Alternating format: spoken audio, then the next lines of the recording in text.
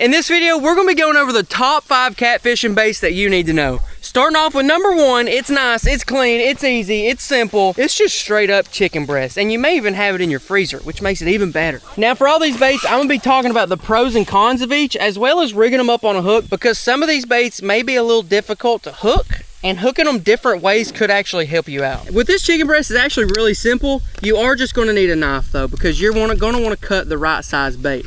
And what is the right size bait? How big can you go? How big do you actually want it?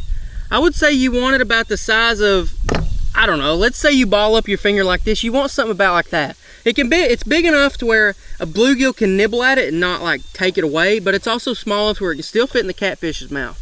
So I'm just gonna come in here and I'm gonna cut off a piece about like that right there. Is pretty perfect right there. Just about a chicken nugget size. And to rig it on a hook, super simple here. This stays on the hook pretty good, so it's not one of the difficult ones. I've just got a little circle hook. Just gonna come in there and just gonna hook it around a few times. You're just gonna wrap it and then twist it and then hook it again. The more times that you can get your bait hooked, the more chance it's gonna have to stay on. And that right there is, honestly guys, that's pretty well perfect. One cool thing you can do with this is if you want to, you can like soak it in a Ziploc bag with Kool-Aid or Jello or something like that, and it'll give it a little sweet flavor.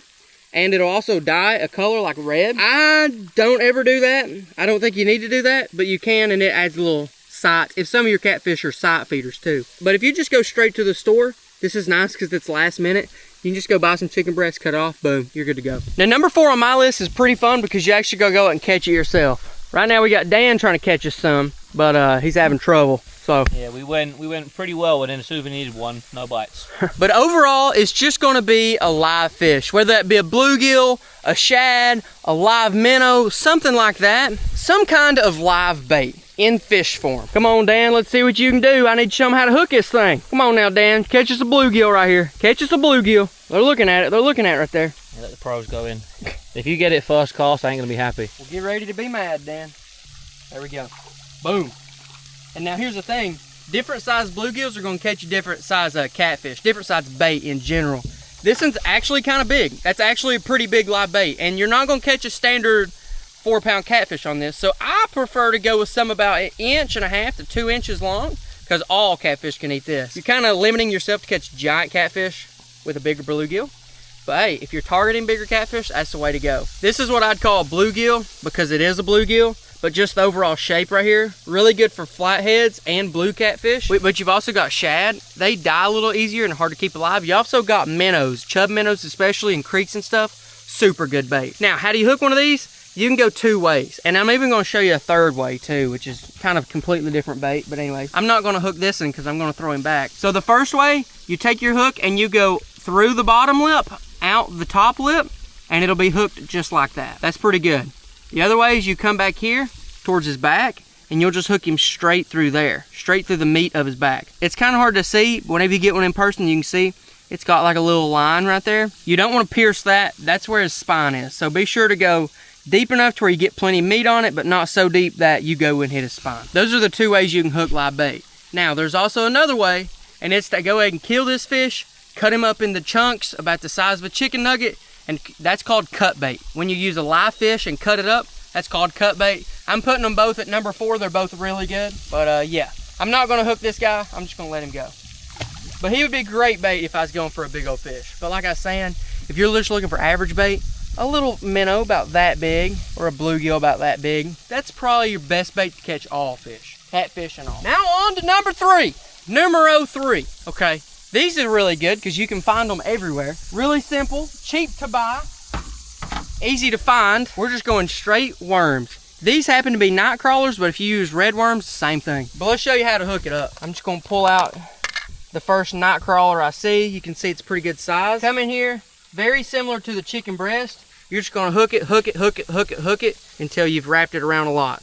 You're basically making a chicken nugget on this hook. Just a bunch of worm, a lot of stuff. Hook it, hook it, hook it, hook it, hook it, and then hook it around. Because if a bluegill does nibble on this, one of the biggest cons about worms is that if a bluegill sees it, a bluegill will come over and nibble on it. But that right there is pretty good bait. You can even put a little bit more on there and just get a bigger gob. I forgot to mention this, but one of the biggest pros about using the live bait or cut bait is that bluegill aren't gonna eat themselves. So if you're having a problem where there's just so many bluegill and they're eating your own bait, you can maybe try that because a bluegill's not gonna eat another bluegill. But yeah, here's worms. Pretty simple bait.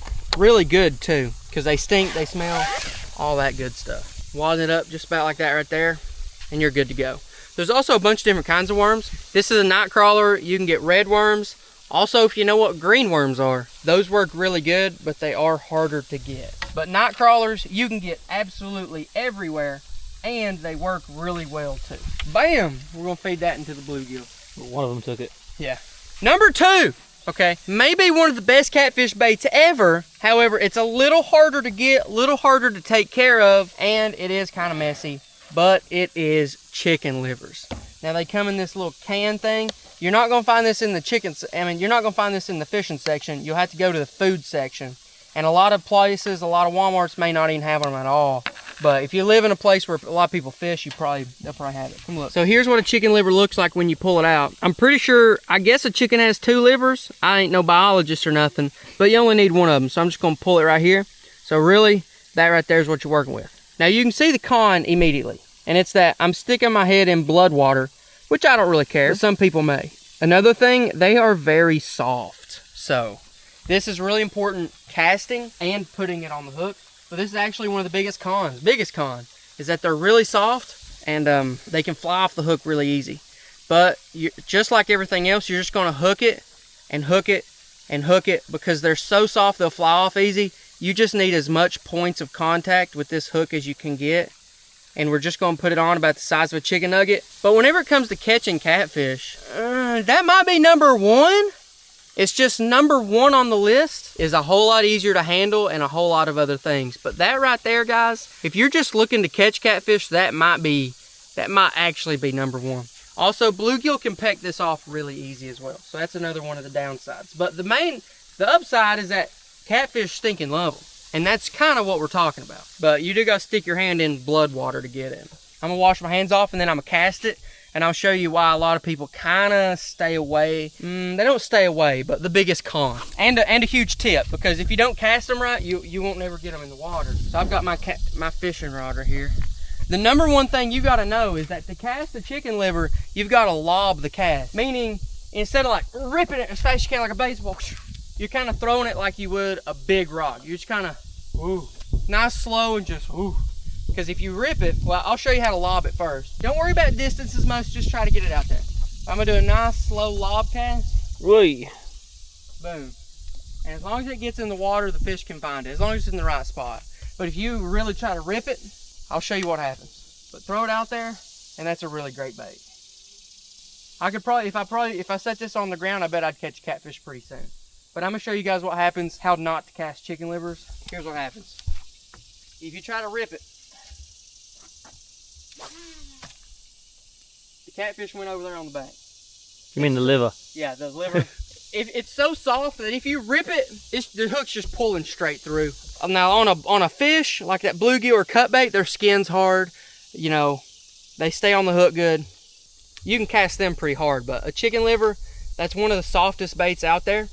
It's really good at catching catfish, but you gotta be careful when you cast it because it'll fly off so easy. Just keep that in mind. Just lob the cast if you're using chicken livers. Now to my number 1 bait. If I'm going catfishing, let me show you what I pick. And there's a reason why I pick it, and a big part of it is actually because of convenience. And while it may not be the best bait in the world, it is one of the most convenient. And it's actually like the dough bait balls that you find at Walmart. This is the one I go with. They're only $3. Use them as you need them. They don't Ziploc bag on the thing, but just get a Ziploc bag and boom, they stay forever. I don't put this in the refrigerator. I don't have to keep it alive. It's not gonna rot. It's got preservatives in it, so it don't. And look at them right here. Boom. They're just little weird dough ball things. They're already the perfect size. You just put one of them on there and you're good to go. Now Dan thinks they stink bad. I think they smell horrible. I can barely even smell them. Maybe I got COVID, I don't know. But I can barely even smell them, so. And they don't stick to your hand. You may get a little bit here and there, but it's not like the chicken liver to where you gotta wash your hands after. I can grab these really easy and just move them around. And they do catch fish. They do catch a lot of fish. So not only are they convenient, but they also catch fish. And to hook them on, it's just so simple. You can just hook them on, sling them out there, And it's a perfect little bite-sized thing for a fish. And if you really want to, I think you can squeeze them on, but I don't even squeeze them on. I just hook them like that and leave them, and it does really good for me. I don't know. They've kind of turned, and you can get a bunch of different flavors too. You can get, this is liver and cheese flavor. I ain't never tasted it, so I can't confirm, but I know that catfish do eat them. I like these because they're I like this because you can use as many as you need. Whenever you're done with it, put it right back in this Ziploc bag, and you can just throw it in your tackle bag. I wouldn't put it out in the heat, okay? I wouldn't test it in 100 degrees, but put it in the shade, put it inside, in the bag, it shouldn't smell. And boom, that bag right there will probably do me 3 more trips of catfishing. With the livers, with the worms, with the chicken breasts, even with the fish, they've got a deadline. You got to use them before they go bad. I think the biggest thing that makes this #1 is that it doesn't have that. And that bag could do me 1 trip, it could do me 5, just as much as I use them. And see, I'm already picking my nose after putting it on the hook, and I don't even smell it. Now on my website, I actually have a catfishing kit put together with all the things you need in and nothing that you don't, with a QR code on the front with a free course teaching you all how to catfish. So if that's something you're interested in, first link description, or click right around here for some other catfishing videos.